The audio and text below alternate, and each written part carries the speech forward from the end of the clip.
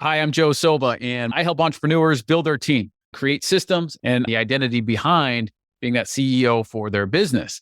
I joined Laurie-Ann's program because I have always enjoyed speaking and felt comfortable doing it. The reason I joined the program is because it was a little intimidating to think of myself as a speaker. I had a lot of doubt and I had a lot of ideas in my mind and a lot of things to share, of course, as a lot of entrepreneurs do.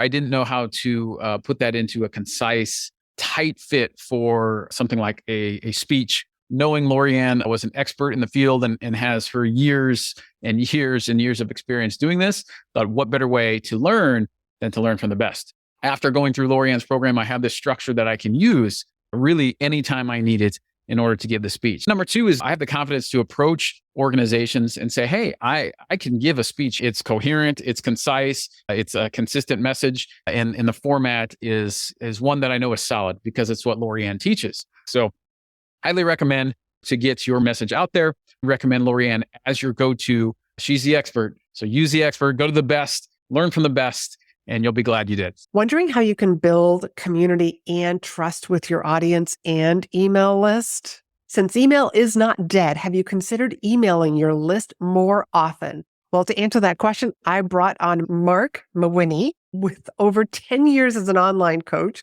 and founder of the Facebook group, The Coaching Jungle, which has more than 26,000 active members. He emails his list every single day, 7 days a week, and he is sharing his tips, why he does this, and the advice to do the same. So let's get on to the show. Welcome back, everybody. Today, I have a great guest, Marc Mawhinney. He's from the Natural Born Coaches. He has a fabulous Facebook group. And I just want to pick your brain, Marc. But for everybody to really get to know you, because I'm always fascinated by people's pathway, journey in life, if you will. Can you just give everybody like the cliff notes to your journey here? Yeah. So thanks for having me, by the way. You're going to be on my show too. So that'll be fun. Exciting. Coming up. Yeah. I mean, I've been in the coaching world now since 2014. So just celebrated 10 years earlier this year. Sometimes it feels like 5 years. Sometimes it feels like 50 years. It's been about 10 years. And before that, my start in business was through real estate. You know, I spent a decade right out of university building up a real estate business, quite large one here in Canada. And then everything collapsed after years of, I say, hockey stick growth because we're Canadian. But yeah, no stumbles along the way. Everything was going great. Then, implosion. And that led to me talking with you here today, really, because I was struggling after that closure, like most people. You tie your identity to your business. So if the business closes, we entrepreneurs tend to look at that personally as a failure. There's no separation. And I got helped back to my feet by a couple different coaches and mentors. And when I was ready to get back into business in 2014, I said, coaching seems like a lot of fun. I'm going to get into this world. And here we are today. There's a Cliff's Notes version. Wow. So 10 years, congratulations. Thank you. So with 10 years of experience in the coaching world, if you had to look back on your entire 10 years, or maybe just towards your beginning, what is something that you're glad you did because of the lessons you learned, but you're like, it just didn't work out? In coaching specifically, or just in general for life? I would say like in building your business, your coaching business. Well, this one's kind of a hybrid because So I launched my podcast in 2014. It was late 2014. I decided I would do a daily show for the first year, which, I'm like, oh yeah, John Lee doing this. Other ones are doing daily, and I'll edit it myself. I didn't have an editor at the time. What could go wrong? So it built up the number of episodes very quickly because we got the 350 some or whatever, the first year. But I realized after that year that I wasn't getting 7 times the ROI doing 7 episodes a week versus where for years we've been at 1 episode a week, weekly, and that's how the Natural Born Coach up close to 900 episodes now because it got such a, quick start with all those daily ones. But if I could go back in time, I would probably say, hey, Marc, you could take the foot off the gas a bit and maybe do a weekly show or a couple episodes a week, but don't do 7. Luckily, it worked out because we're here today. And I'm very happy with the way the show went, but that was a crazy pace I realized wasn't sustainable. I don't think the show would still be going if it was daily all those years. Wow. That's all I got to say is wow. I mean, when I hit 200, I went to 2 episodes a week, and even 2 episodes, people are like, how do you do it? And you just figure it out. And I'm glad that I'm doing it. Yes. But I am, to your point, I'm glad that I waited the almost 4 years, like 3 years to bump it up to 2. Yeah. And I changed my daily efforts, what we'll be talking about today, to emails. So I started doing daily emails in 2016. So I'm a fan of consistent daily action just for podcasting. It goes a little too quick, right? If you're on my show today, I release it, we're promoting it all over, but then tomorrow new show hits or whatever, you're left kind of behind. It's in this way, I can promote you all week, our episodes. Yeah. That's true. That's a great strategy.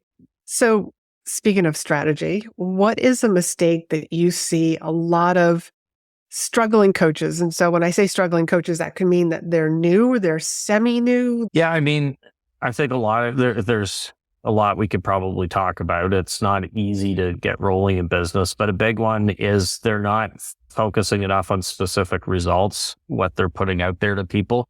So it's very much, I'm going to slap up a website and I'm going to have a one-on-one offer that gives this many calls, once a week we do a call, emails for whatever, but they're not focusing on, okay, why is somebody going to whip out their credit card and invest in your services with the results? Or the very broad and general, which is the theory being, well, cast a wide net so it can get more people, right? If I'm more general, ironically, it usually goes the other way. Once you narrow it down, you end up getting more people through there. So I found that even more so here in 2024 versus 2014. At that time, you could sometimes get away with being more general, but now I think you really need to hone in, and you have to let people know very clear, here's the results that you're getting with us working together. Yes, I agree. I like that a lot. And I have one more question for you before we dive into email, because I'm dying to ask you some questions about your email because I'm on your email list. And I don't know how you're going to answer this question, but if you had to start all over again, what would you do differently, if anything? I would probably start daily emails sooner. So we'll chat about this, but I spent about 2 years of doing email like everyone else, where it was once a week, once every 2 weeks, sometimes twice a week, sometimes it might be a few weeks before sending emails. And they were boring, designed not to offend. And, heaven forbid you get an unsubscribe, it's the end of the world. And then that got no results, or very little. And I'm thankful that I changed over to daily. So I would start daily right out of the gate if I was starting over. Okay. Now I'm one of those people that feels like, oh my God, I would be bothering people if I emailed them every day. And when you say every day, you're talking 7 days a week, every single day. It's funny because sometimes I'll speak with a past client or someone I've spoken with about daily emails before. And they're like, hey, Mark, I do daily emails. You got me into it. I'm like, great. Oh, you do 7 days a week. Well, I do Monday to Friday. I take the weekend off. And that's kind of like saying in football, like, hey, I got a touchdown. Well, I ran 85 or 90 yards down the field. I didn't go into the end zone, but that's pretty much the length of the field. If you're going to do it that many times, go the full way, I say, with it. That being said, 5 a week's better than 0 or 1. Don't get me wrong, but I can guarantee you any objections you have in your head, I had in my head before I started too. Because I'm like, this is crazy. Everyone's going to hate me and they're going to unsubscribe and hate my guts. Okay. So if we peek behind the curtain, the why. Why email every single day? This isn't popular to admit in the coaching world or online business because everyone pretends they don't like money. They're like, oh, no, I just want to impact lives. So I don't care about the money. I'm Mother Teresa. It's money, it's profit. Now, that being said, you're building a stronger relationship with your people. You're putting your offers in front of them more often. You're cutting through the noise. You're staying top of mind. But that should be the goal of it. When I say daily emails, it's not just to email them for the sake of emailing and then you're not making any offers or whatever. That's a waste of your time, a waste of everyone's time. There's a way to do it where you can build the relationship, but then you also invite them to take the next step to investigate your help with whatever it is that you're offering. So you're doing it for your business. It's a capitalist world, although a lot of people crap on capitalism nowadays. It is a capitalist world. And if you have to operate in that, if you're not making profit, you can't stay in business. Okay. So we're going to start from the beginning. So I get onto your email list. How long is your nurture sequence? Do you have one? No. So I'm not into like the soap opera sequence. I know it was big from Russell Brunson stuff years ago, where day one, you talk about kindergarten when you peed your pants and were embarrassed in class or whatever. Day two is grade 3 when you got bullied on the playground and what you did there. You know, day 5 is up to getting married. And so with mine, when people jump in, they get the auto response with the free gift that I promise when they opt in. They get that right away, but then they're on my email list, like day 2, day 3, day 4, they're getting the same emails as everyone else. Okay. And so of your 7 days a week, how many of them are you putting an offer versus building the relationship? Or do you consider them to be the same? Yeah, now I say an offer, there's an invitation to do something in every email. So what I mean by that is, while they could be, hey, basically my emails are telling a lesson and something I think they should know really quick. It's not 1,000 words or anything, but then it's transitioning to something like, oh, by the way, I go over this in greater detail in module 3 of my XYZ program. Check it out here, something like that. But the invitation could be, for example, often on Mondays, I release my new podcast episode every Monday morning. So often my Monday email is my Natural Born Coaches episode. Hey, I had Laurie-Ann on the show today where we talked about blah, blah, blah. Here you go. Check it out. Here's the link. So that's technically not selling something, but it's an invitation to take the next step. Okay. So I think that's a really important distinction to share with people, that there's the selling. But what you're doing is, it's like, here's an invitation to go listen to this podcast, go check something out. If they happen to check out that 3rd module of that particular program and buy, fantastic. But it's always an invitation to take a step forward with you.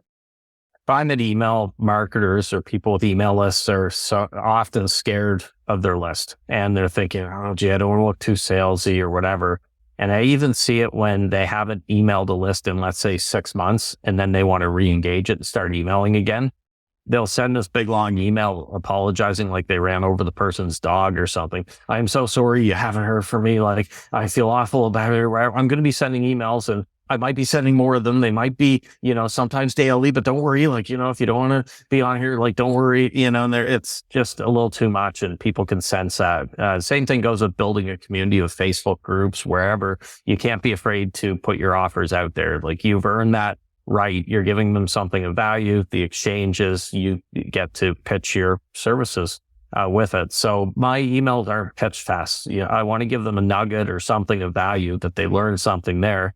But it's also, and then it goes to a sale, but it's also not over teaching, which that's the other side of it. Some people say, okay, I got to make sure I give them everything. So they're basically it's sharing what's in their programs and dumping it into an email, which people probably aren't consuming. They haven't paid for it. It's not a program, and it's a lot of wasted time and energy. So there's a bit of a balance. And the more that you do email, you start to get better at it. It's like going to the gym, you're building your content creation muscle, but you're starting to get a really good radar for the flow that you want to do and the style, the length of it, and so on. Yeah, you do a very nice job. I mean, I do notice that some of them are shorter, some of them are a little bit longer, but there is always that invitation. Well, and I shouldn't share this with you, you're a subscriber, but one secret I will say is I cheat sometimes, and this is the benefit of doing daily email so long for so many years. I can go back and reuse an email from 2017 or whatever.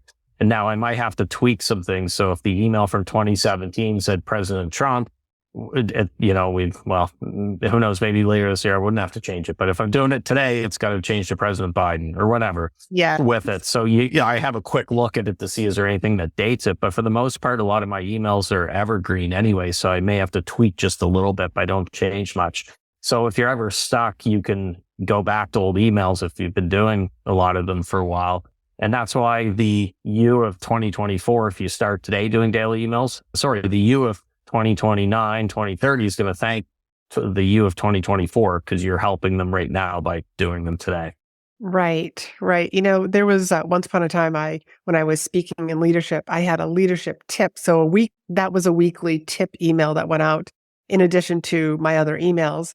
But it was the sole purpose was to remind people that, I'm a speaker and you can hire me. And at the end, there was always, occasionally there was a product that I was promoting. But I did this and they were the same emails that went out year after year after year. And yeah, that first year, it was it was work. However, it got done and then it was really easy to recycle. And so, no, I'm not offended that you're recycling I would expect you to. I've never had a person that said, hey, wait a minute, Mark, you used the same email on May 25th of 2015, how dare you? I'm unsubscribing.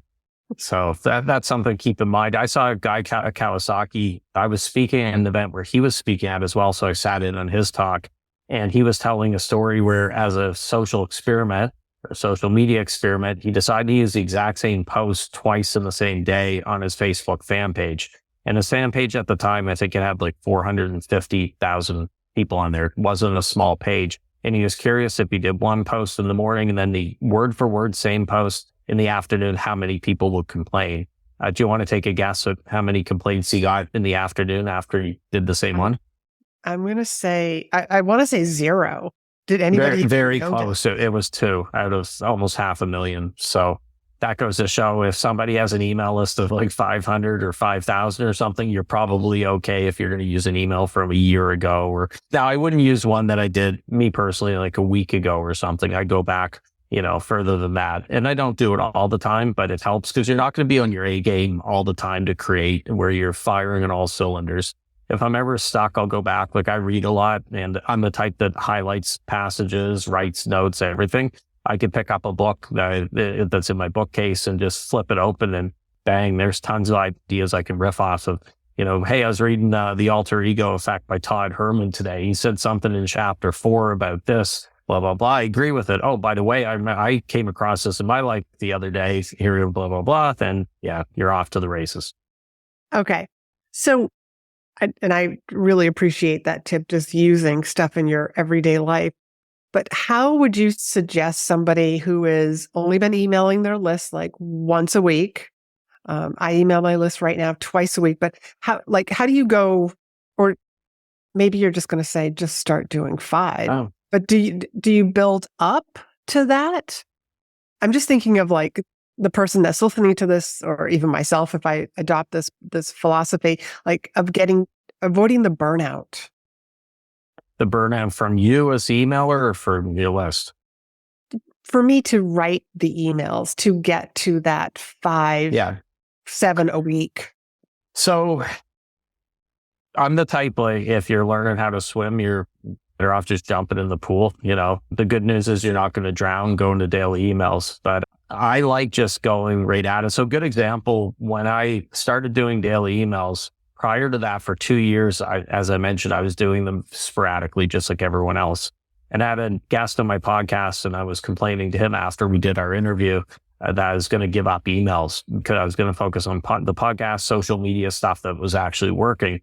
And he said, he's a big fan of daily emails. He's the one that got me into it because he said, well, why don't you try daily just for a month, Mark? And I'm like, well, yeah, I guess that doesn't cost me anything, just some of my time or whatever. So I said, I'm going to do it for a month and I don't care what results I get. I don't have to make $1 million.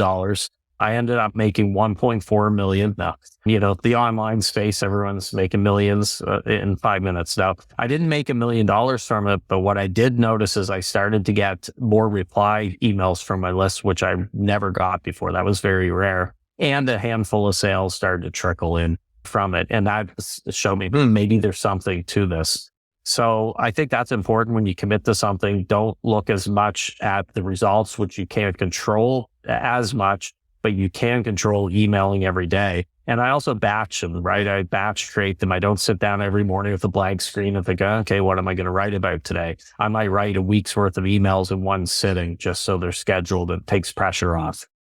Okay. So how far in advance are your emails already scheduled? perfect world, a month is what I shoot for. But in real life, things get in the way, or I maybe get a new JV partner, so I'd have to slot in a week of stuff for them. So I'm usually 2 weeks at least is my comfort level. A week, I'm feeling pretty good. If I'm down to a day or two, for me, I want to get more of a buffer just in case. So I would say if you can stay 1 to 2 weeks ahead scheduled, you're pretty good. Okay, I like that. So you already told us that your Monday email is devoted to your podcast. Usually, like sometimes it's not, but it's often. Yeah. It's often. Okay. Is there any, do you have anything else? Like Tuesday is like something very inspirational. Wednesday is XYZ. No. So the way I do it, and not that that's a bad idea. If that gets the emails written where you're like, oh, okay, I'm going to do this on Monday. Like you said, inspirational. Tuesday, I'm going to do a Q&A, answer a question that I got. Wednesday is going to be a poll, ask them to reply and, give their opinion on something. Thursday, so on. The way that I do it is I work kind of backwards from that, where every day I know what I'm promoting for that day. And I usually go roughly a week at a time. So I'm not changing from offer A today, offer B tomorrow, offer C the next day, then back to offer A, then after, I like a longer runway. So for me, usually it's a week. Sometimes it can be 9-10 days. There's the odd time that I squeeze something in if I have a couple day gap between things, but usually it's about a week that I do it. And that way I'm focusing that call to action throughout the week. My emails could be very disjointed. And I say disjointed, they're not the same theme like I just mentioned, where it's a quote or inspirational or question, whatever. And I think that keeps it a little more flexible. But some people might create better when they have that structure of knowing, oh, okay, I got to write the email for Wednesday, and that's a day that I do X. So that could get their creative juices flowing. It's really whatever works for you, but it's very important to know your call to action. So me, this is a really high tech system here.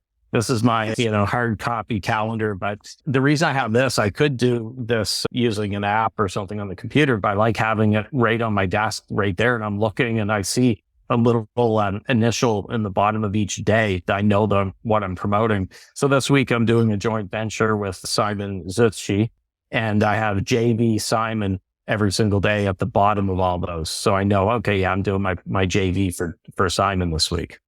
Okay. I like that. And the fact that you're like, for 1 week, you're promoting the same thing. I mean, like on my podcast, it's like, I like to have like the same call to action that's people are hearing over and over and over again. So that hopefully one of those times they actually take that step or. Well, there's consistency, right? It's a noisy space with emails, podcasts, social media. So if you're bouncing around every day, talk about something different, it's more difficult to get it to stick. And the interesting thing is, if I get a new client and someone comes on board and I like to say, so how did you hear about me? It's good to know.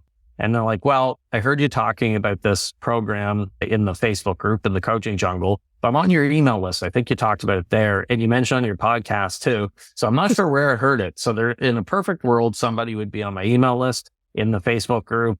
They're following me all over social media. They're subscribed to the podcast and so on. And then that makes sure they're going to they hear my message enough times to cut through all that noise. Okay. Can we just throw in your Facebook group now? Sure.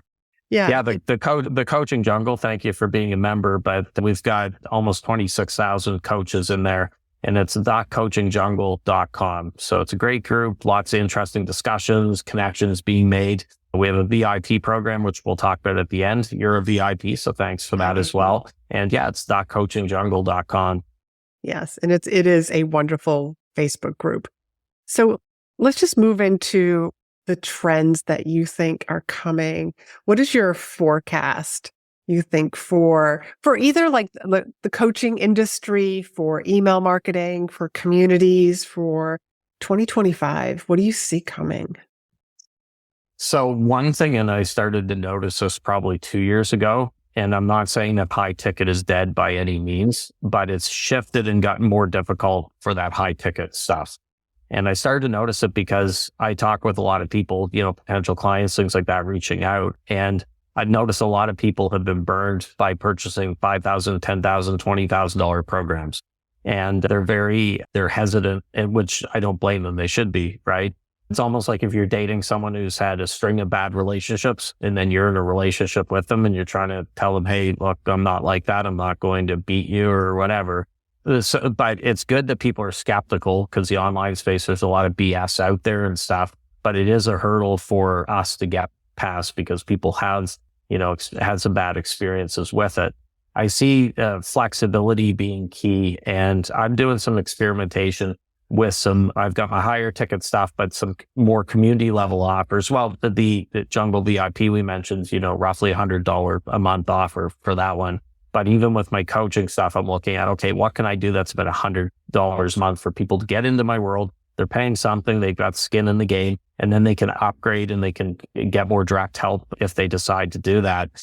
I don't know if I would want to be out there saying, oh, I only have $10,000 or $20,000 offer, that's it. Because you're swinging for the fences every time, but it helps to hit some singles and doubles, so to speak, use a baseball analogy. So that's one trend that I'm seeing is you may have to be a little more flexible and put some different offers on the menu, so to speak. Well, I've always looked at my own behaviors for buying, and I've noticed that I will I'm not really sure, I don't really know this person that well to fork over this thousands of dollars. And I have been one of those people that's been burned by a $15,000 offer. So I'll let me buy the smaller item. Let me see what their teaching style is. Let me see what results I can get from this. And that is my little natural step, into saying yes to those high ticket. And I've noticed that with a lot of my clients, they started off with something very small, said yes, became private clients. Yeah. And I mean, we can't ignore the way the economy is. I know people say be positive and, but at the end of the day, if people are struggling to put food on their table, groceries have doubled and they got to worry about the roof over their heads and stuff like that. They're choosing between that and a coach that they don't know online that's selling a 5, 10K offer, then they're probably going to choose the food for their kids and the roof over their head, hopefully, with it. The good news is I do find cream rises to the top. So I call them douchepreneurs. A lot of the douchepreneurs that were, quote, killing it, pre-COVID or during COVID, the ones that had the big promises and the flashy Lambos and the rented mansions or the photo shoots and that, they're no longer around anymore.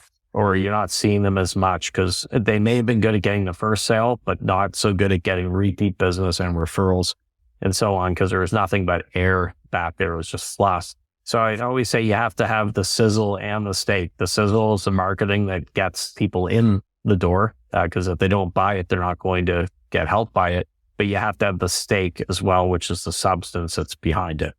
Right. I love that. And so we're, building that know, like, and trust, whether it's through daily emails or community, which is that you've got this amazing community that you built with 26,000 people. And it's one of the most active Facebook groups that I've ever, that I've ever really participated in. So kudos to you for doing that. So, I mean, that is part of your secret sauce, is building community and bringing people in. And that's got to be another way that they get on your email list as well. Yeah. It's interesting. A couple things. The metaphor I've used is, so if you don't have a community and you're relying on whatever might be your Facebook wall or whichever social media platform you use, it's like you're in a little tiny boat or a dinghy in the middle of the ocean. It's noisy, it's busy, it's hard to be seen, right? It's big ocean. If you have a community, it's like an island that you're drawing people to. Then, like the coaching jungles, my community, but once they get on that island, hopefully they get to know, like, and trust you if you're doing things right. And it makes it a lot easier as opposed to just being out in that ocean. The interesting thing is my community grows my email list and my email list grows my community. And what I mean by that is if somebody puts in a request to join the coaching jungle, one of the questions that they have is to answer as a new member, would you like to get free daily advice from Marc Mawhinney by email on how to grow your coaching business, paraphrasing. And we get a lot of emails that way. That's a big driver for the email list. Also, if somebody joins the email list from wherever, then at the bottom of the auto reply, the first email autoresponder, there's a PS that says, oh, by the way, I have a Facebook group with almost 26,000 amazing coaches in it. lots of great discussion every day. Here's the link if you want to join. So they're then joining the group from the email. So it's like it's an ecosystem, really. Yeah, it's a beautiful ecosystem. And you mentioned earlier about your VIP program. This is a perfect time to talk about the VIP program that I'm involved in. Yeah. So the Coaching Jungle opened in 2015. And for the first 9 years, we were extremely tight on no promotion on the wall. It was deleted. Sometimes people were kicked out if they didn't get the hint, but I was like a dictator in there. I'm like, nope, it's not, unless I was doing a joint venture with someone, they got permission to post on the wall for that week. Just a few months ago, we launched a VIP program. It's a very important poster. So it's got a number of perks. A big one is every week, the VIPs get to put a promotional post on the wall, doesn't get deleted. So that's out there in front of almost 26,000 potential clients. They get other benefits like expert designation in the group. They get the spiffy little blue badge for saying expert at blank. All kidding aside, that does help with credibility. They get access, as you know, because you're a VIP, to a private VIP group. We've got a private Facebook group where the VIPs can connect, collaborate. We do monthly virtual networking meetings. We just did our first one recently, and we're doing those first Thursday of every month, and so on. So there's a lot there, and it's extremely reasonable. It's $97 a month right now, or $997 a year. So you save a little bit if you go annual. One sale, one of our VIPs got a $10,000 client on her first post. Well, that $10,000 client would pay for a decade of VIP, probably. Yes. Or more. So you don't need to hit on very many, regardless. Even if you're charging way less than 10,000, doesn't take much to get a nice ROI on 97 a month. Yeah, it really does. And for everybody who's listening, like was I the third person or the fourth person who said you were number 4? I was number 4. Jeremy got in and he referred you just before you. He was the Friday night. You were Saturday morning, I think, if I remember right. Yeah, I jumped on it really fast. I mean, it's an ideal audience for what I do, and just to be able to serve. And I got to say that the community calls for the VIP that we're doing once a month, those are brilliant. We just had our first one, and I really, really enjoyed myself in that particular environment. Yeah. Yeah, I have to give Shelley Jorgensen props, as you know, her platform for doing it. So I was going to do it as a normal Zoom meeting. Well, we've got at the moment upwards of 100 VIPs. Not everyone's going to show up every time, but that could get to be a bit much. And it wouldn't be good if every person had just 30 seconds to talk about their business. So the way the platform works is that with the breakout rooms and stuff like that, I think you guys probably have over 10 minutes each to talk about your business and different things. And then there's some other stuff with it. So it's not your usual Zoom free for all where you don't get to talk. Yeah. And Shelley had one of her people guiding each room so that, to keep us on track and to get the most out of the session that we had that with just a few people.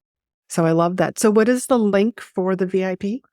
So full disclosure, you have an affiliate link. So if people want to support you, you can buy your private island, your mansion on the island, and your yacht with the affiliate commissions. Now, we have a link set up, naturalborncoaches.com/LA, as in Laurie-Ann. So it's naturalborncoaches.com/LA.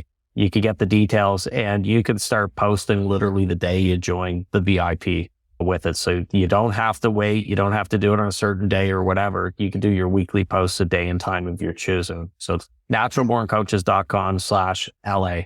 Yeah. And we will have that link down below. Anything else any closing remarks, Marc? Back to daily emails, I would just say, if you're not getting the results that you want from your email list, then you have nothing to lose, and you have everything to gain by starting with daily emails. And I mentioned earlier, trust me, I had every objection in my head that you had. You probably have if you're listening to this. I'll leave you with one tip, which will help you so much mentally doing it. So most of the email marketing programs or platforms, like I use Aweber, I've used them for years. Most of them have a setting that if someone unsubscribes, they can give feedback, and then you're notified as well.